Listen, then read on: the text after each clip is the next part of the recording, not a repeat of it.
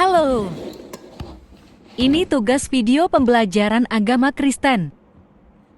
Bentar lagi mulai kok. Ini lagi taruh kameranya. Sabar ya soalnya make tripod alami jadi ribet. Sabar aja, Bu. Sabar aja ya? Iya, sabar aja. Sabar enggak juga? Iya ya. Enggak enak. Oke.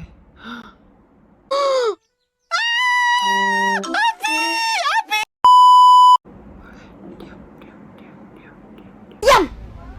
Diam! Halo, nama saya Salin. Ini adalah video pembelajaran. Halo, nama saya. Diam! Yaelah, kapan sih mulainya? Kebanyakan ngomong dah. 3, 2, 1. Nungguin ya.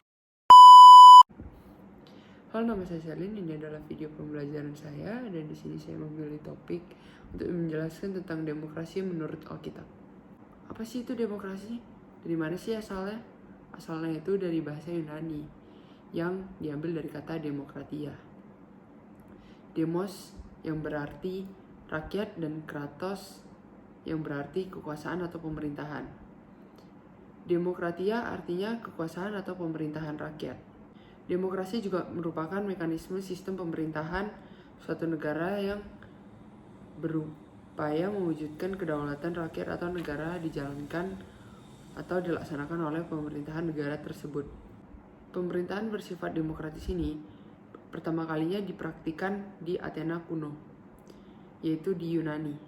Rakyat berpartisipasi langsung dalam pemerintahan. Keputusan politik ditentukan oleh rakyat dan wakil-wakilnya. Selain itu, demokrasi juga dapat dipahami sebagai sebuah keadaan yang mengutamakan kebebasan, persamaan, dan permusyawaratan. Negara Indonesia juga menganut sistem demokrasi loh, yaitu demokrasi Pancasila, sesuai dasar negara Kesatuan Republik Indonesia. Demokrasi Pancasila sendiri adalah demokrasi yang mengutamakan musyawarah, mufakat, tanpa oposisi, yang dilaksanakan berdasarkan Undang-Undang Dasar 1945. Dalam demokrasi, dibutuhkan kerendahan hati untuk saling menerima dan menghargai. Lalu, apa sih demokrasi dalam Perjanjian Lama dan Perjanjian Baru? Alkitab tidak pernah menyebutkan istilah demokrasi. Namun beberapa peristiwa dalam Alkitab memberikan gambaran tentang demokrasi yang benar. Meskipun Alkitab tidak menyebutkan istilah demokrasi, Allah jelas memimpin umatnya dari kepemimpinan Allah secara langsung, yang biasa disebut theokras, menjadi kerajaan yang dipimpin oleh raja. Kepemimpinan ini mencapai puncaknya pada pengorbanan Tuhan Yesus. Di sini Allah mengajarkan kehidupan yang dibangun atas dasar kasih dan persamaan kedudukan, keadilan, dan kebebasan untuk menentukan pilihan atau menyampaikan pendapat. Allah mengembalikan manusia berdosa pada hakikat dan martabatnya sebagai makhluk mulia dan yang diberkati. Apa artinya demokrasi di gereja? Yesus Kristus adalah kepala gereja. Seluruh orang percaya adalah anggota tubuhnya, memiliki kedudukan dan fungsi yang sama. Oleh sebab itu, gereja hanya milik Allah, bukan milik perseorangan. Semua anggotanya adalah umat yang diselamatkan. Kehidupan yang demokratis tidak dapat terwujud dengan benar tanpa kasih dan kerendahan hati.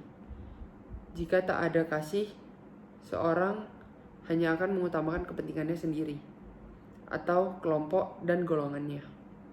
Dengan menghayati kehidupan demokrasi secara benar, seseorang dapat menyatakan kasih Allah yang tidak pilih kasih dan selalu tulus tanpa pamrih. Lalu, apa sih contoh-contoh hidup demokrasi? Pertama, ada menerima, mendengarkan, dan menghargai pendapat orang lain. Kedua, mengutamakan kepentingan masyarakat umum.